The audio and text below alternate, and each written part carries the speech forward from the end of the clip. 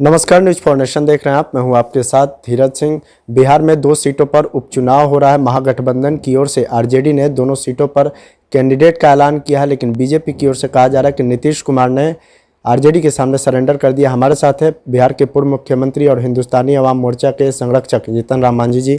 Sir, महागठबंधन की ओर से RJD का कैंडिडेट ऐलान किया गया है।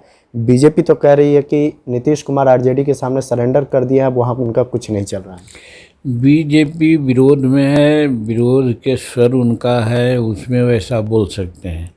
रही बात महागठबंधन का, महागठबंधन का एक ही उद्देश्य था कि दोनों सीट पर हम भाजपा को हरावें, और हराने के दृष्टिकोण से जो हमारा कैंडिडेट जीत सकता है, जो हमारा समीकरण है, जिसके सहारे हम उम्मीदवार को उतारेंगे और जिताएंगे, ये सोच थी। और ये सोच के तहत हम लोग मोकामा में भी दिया है और गोपालगंज में भी दिया है। गोपालगंज में माइनॉरिटी के लोग अधिक होते हैं और बैकवर्ड के लोग भी हैं, शेड्यूल कास्ट के भी लोग हैं। एक कम्बिनेशन जो होगा, ये तीनों मिल करके हर तरह से वो सीट हम लोग जीतेंगे।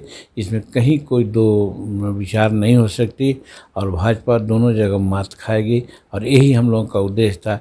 इसके लिए हमने दिया। हो सकता था कि राजद के अलावे अगर किसी को हम लोग देते तो उसमें कुछ कमज़ोरी होती, इसलिए हम लोग किसी तरह से रिस्क नहीं लेना चाहे और हम राजद को दोनों सीट दे दिया। इसमें नीतीश कुमार जी का सरेंडर करना या किसी का सरेंडर करना का कोई अर्थ नहीं होता है। महागठबंधन की जब सरकार बनी थी तो एआईएमआईएम की जो विधायक हैं उन्होंने भी आप लोगों को सपोर्ट दिया था।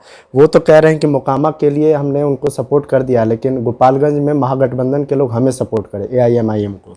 वो ऐसा कह रहे हैं, लेकिन जब विचार हो रहा था, परसों बैठक हो रही थी, जब इसका घोषणा होना था, सभी पार्टी के लोग बैठे थे, उसमें इस पर चर्चाएँ चली, तो उसमें एआईएम का या उनका कोई नाम नहीं आया, कोई रेफरेंस नहीं आया।